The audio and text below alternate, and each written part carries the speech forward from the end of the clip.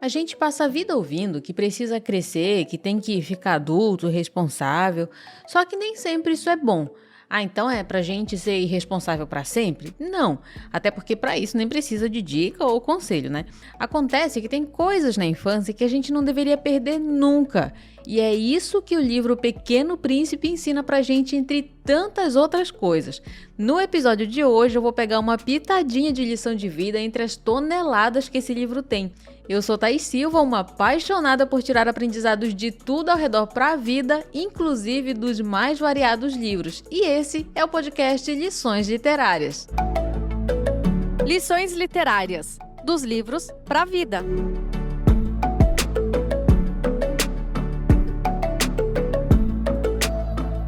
O livro O Pequeno Príncipe foi lançado em 1943 e é um dos livros mais famosos do mundo. Ele é um dos mais traduzidos e um dos mais vendidos.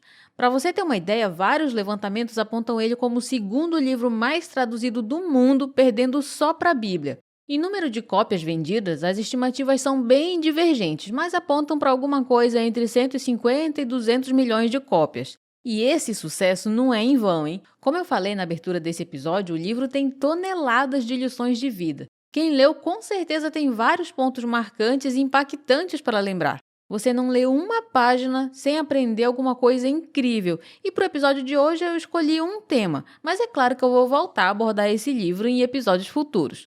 Bom, O Pequeno Príncipe foi escrito por Antoine de Saint-Exupéry, nome difícil. Ele era um aviador francês e é justamente um aviador que narra os fatos nessa obra. Eu vou resumir alguns pontos importantes para o tema que a gente vai abordar hoje. Então, bora conhecer um pouquinho dessa história. Atenção! Este conteúdo contém spoiler. O aviador leu, quando criança, um livro sobre a Floresta Virgem, Histórias Vividas. Nesse livro, ele aprendeu que jiboias devoram as presas inteiras, e ele viu um desenho que representava isso. Era um desenho de uma cobra enrolada em torno de um animal grande e com a boca aberta na direção do bicho. Depois de ver isso, ele decidiu fazer o próprio desenho da cena. E esse é o tão famoso desenho que você já deve ter visto na internet, um chapéu. Só que não, na verdade, uma cobra digerindo um elefante, mas para os adultos parecia um chapéu. Mostrei minha obra-prima às pessoas grandes e perguntei se o meu desenho lhes fazia medo. Responderam-me, por que é que um chapéu faria medo?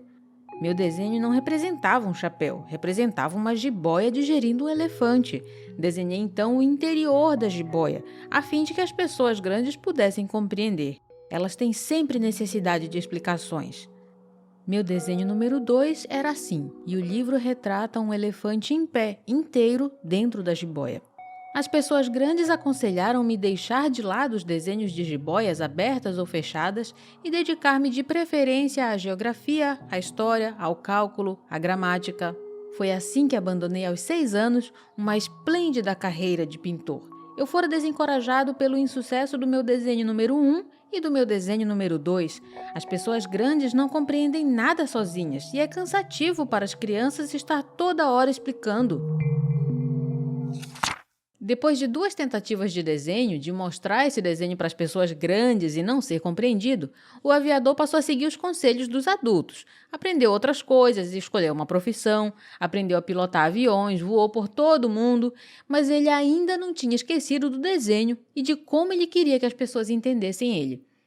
E sempre que ele encontrava alguém que considerava lúcido, mostrava o desenho e todos achavam que era um chapéu. E então ele parou. Entrou na onda da vida adulta e nos assuntos dos adultos. Falava de bridge, golfe, política.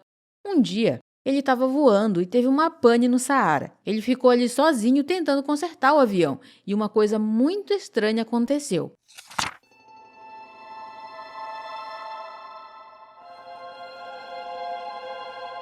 Na primeira noite adormeci, pois, sobre a areia, a milhas e milhas de qualquer terra habitada.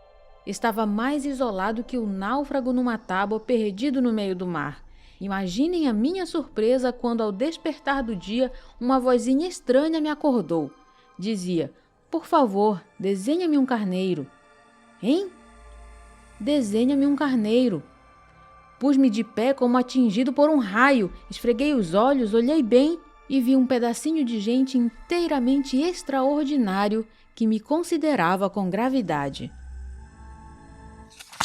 Depois de contar isso, ele faz um desenho do tal pedacinho de gente. Fala que o desenho é muito menos sedutor que o modelo e que não é culpa dele porque ele foi desencorajado da carreira de pintor aos 6 anos. Bom, o fato é que o menino estava ali na frente dele e querendo um desenho de carneiro. O aviador estava tentando entender de onde tinha surgido o menino, o que ele estava fazendo ali, mas o menino só queria saber do tal carneiro. Mas que fazes aqui? E ele repetiu-me então brandamente como uma coisa muito séria. Por favor, desenha-me um carneiro. Quando o mistério é muito impressionante, a gente não ousa desobedecer. Por mais absurdo que aquilo me parecesse a 1000 milhas de todos os lugares habitados e em perigo de morte, tirei do bolso uma folha de papel e uma caneta. Mas lembrei-me então que havia estudado de preferência geografia, história, cálculo e gramática e disse ao garoto, com um pouco de mau humor, que eu não sabia desenhar. Respondeu-me: não tem importância, desenha-me um carneiro. Como jamais houvesse desenhado um carneiro, fiz para ele um dos 2 únicos desenhos que sabia, o da jiboia fechada. E fiquei estupefato de ouvir o garoto replicar: Não, eu não quero um elefante numa jiboia. A jiboia é perigosa e o elefante toma muito espaço. Tudo é pequeno onde eu moro, preciso é de um carneiro. Desenha-me um carneiro. Então eu desenhei. Olhou atentamente e disse: Não, esse já está muito doente. Desenha outro. Desenhei de novo. Meu amigo sorriu com indulgência. Bem vês que isso não é um carneiro, é um bode, olha os chifres. Fiz mais uma vez o desenho, mas ele foi recusado como os precedentes. Este aí é muito velho, quero um carneiro que viva muito. Então, perdendo a paciência, como tinha pressa de desmontar o motor, rabisquei um desenho e arrisquei. Esta é a caixa, o carneiro está dentro. Mas fiquei surpreso de ver iluminar-se a face do meu pequeno juiz. Era assim mesmo que eu queria. Será preciso muito capim para esse carneiro? Por quê? Porque é muito pequeno onde eu moro. Qualquer coisa chega, eu te dei um carneirinho de nada. Inclinou a cabeça sobre o desenho. Não é tão pequeno assim. Olha, adormeceu. Ele desenhou a caixa e o menino não só viu o carneiro, como viu ele dormir ali dentro. E isso enquanto nem o homem que desenhou conseguia ver o carneiro. A conversa continuou, o menino estava preocupado com quanto o carneiro ia comer, falou da caixa servir de casa, o homem prometeu dar uma corda, uma estaca para amarrar o bichinho, o carneiro rendeu. O carneiro, aliás, que o aviador nem via. E é interessante que na cabeça do menino eles pensam da mesma forma. A conversa faz total sentido. Já o aviador precisa fazer algum esforço para acompanhar as coisas, mas era um esforço que valia, ele estava encantado com o garoto.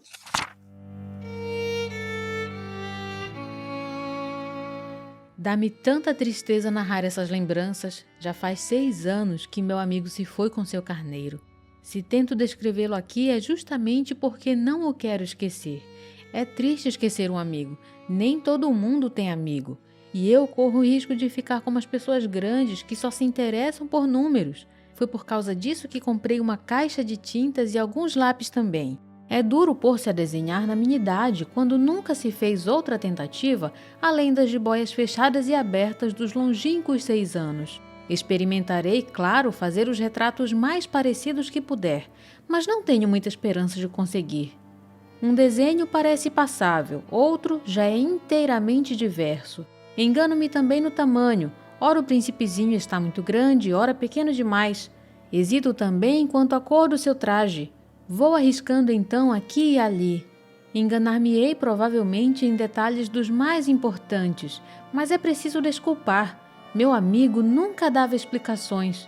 Julgava-me talvez semelhante a ele, mas infelizmente não sei ver carneiro através de caixa. Sou um pouco como as pessoas grandes. Acho que envelheci. Ele realmente envelheceu. A mesma pessoa que na infância não aceitava que as pessoas não vissem uma cobra digerindo um elefante, agora estava ali agindo como adulto, pensando como adulto e não via o carneiro dentro da caixa. Antes de aprofundar isso aqui, eu quero ir para outra parte da história que mostra ainda mais como o aviador estava agindo como adulto e pensando em coisas de adulto. Era o 5º dia dele ali no deserto, tentando consertar o avião dele para sair dali. A comida e a água já estavam escassas. Ele estava preocupado em resolver o problema.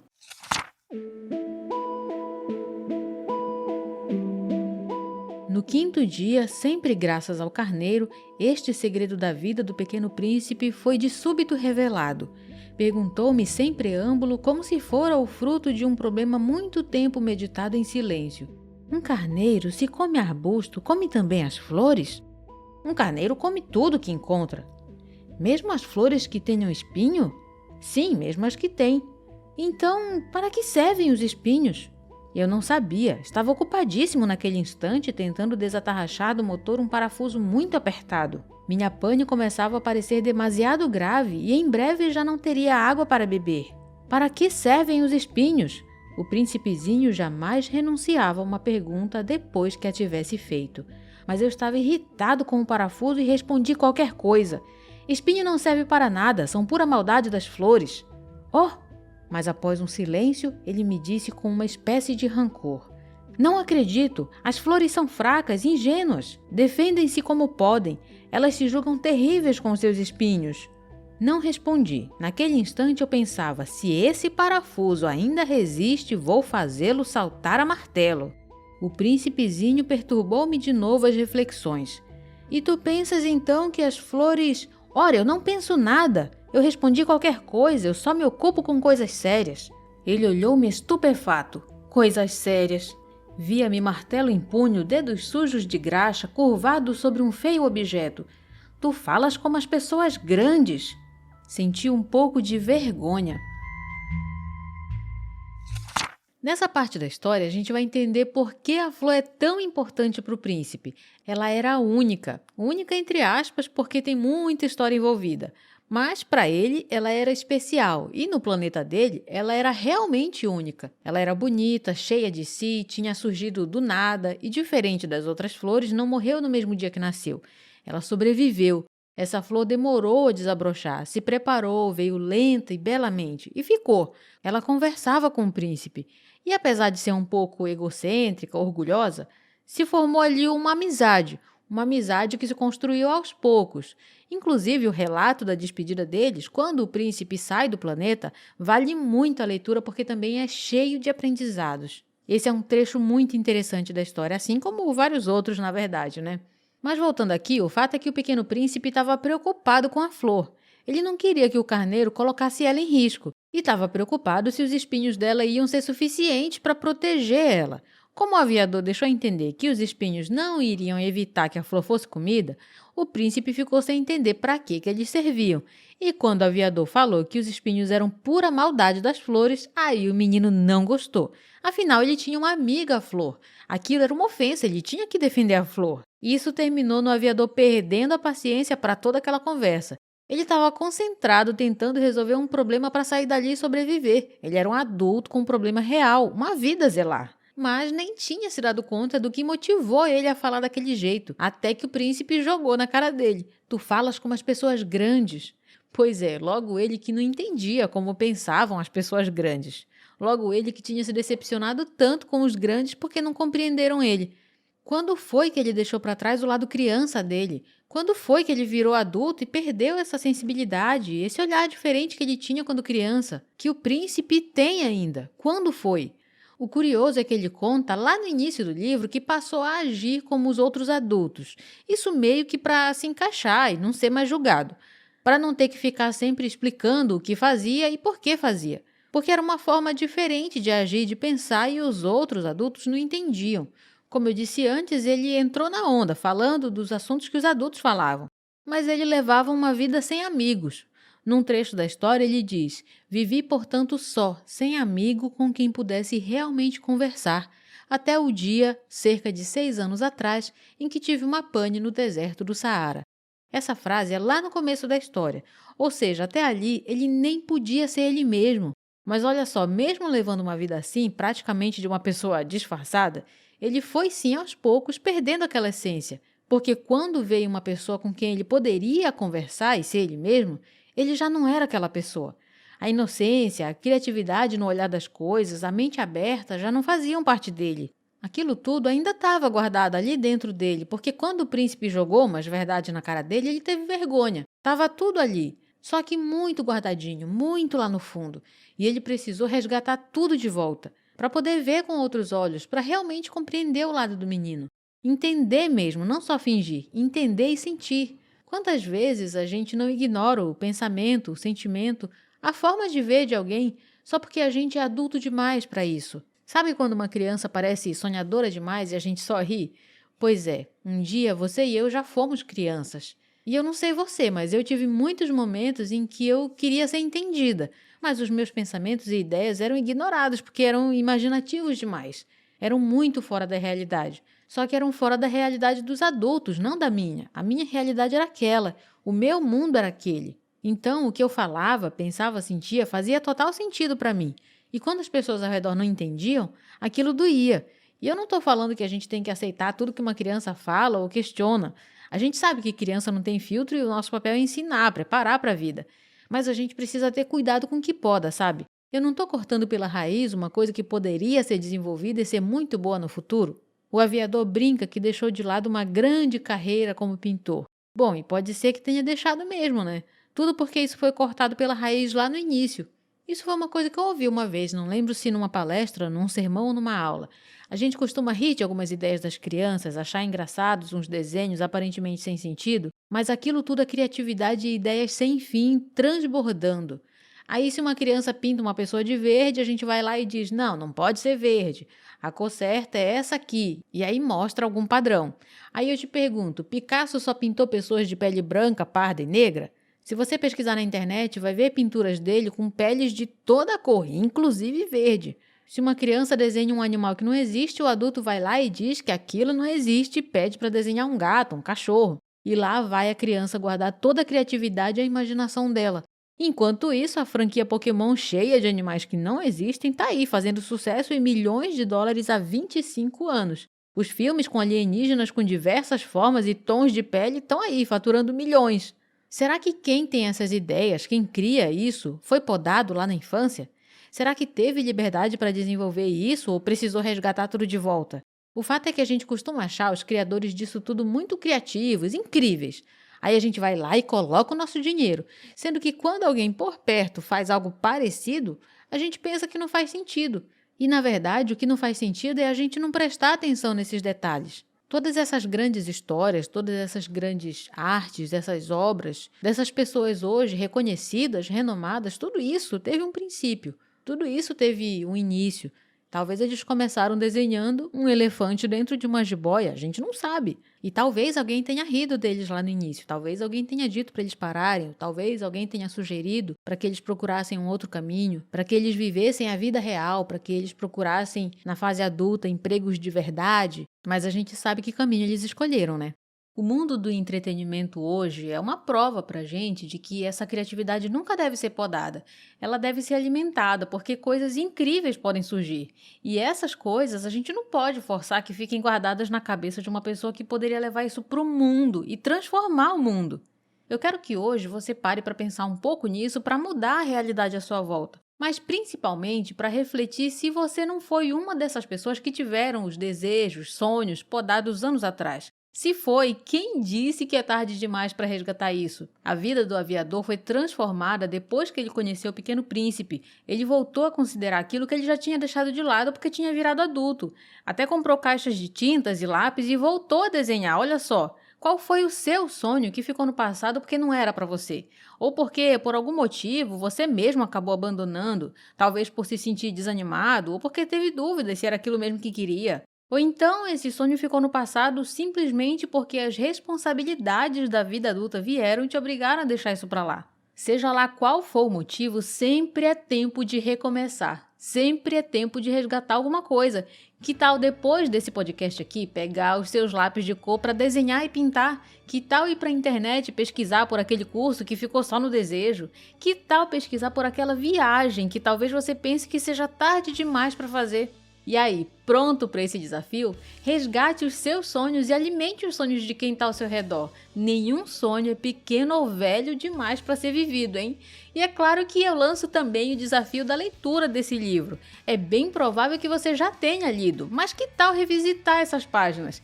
Leia e me conta o que mais você aprendeu com essa leitura clássica e tão amada ao redor do mundo. Me conta lá no meu Instagram, @podcast Lições Literárias. E aproveita também para me seguir e me apoiar nesse projeto. Se tiver alguma sugestão de livro ou de tema para eu abordar aqui, pode mandar também. Bora levar essa conversa para as redes sociais e para a vida. E eu te espero para mais um bate-papo sobre os aprendizados dos livros no próximo episódio do podcast Lições Literárias. Até lá!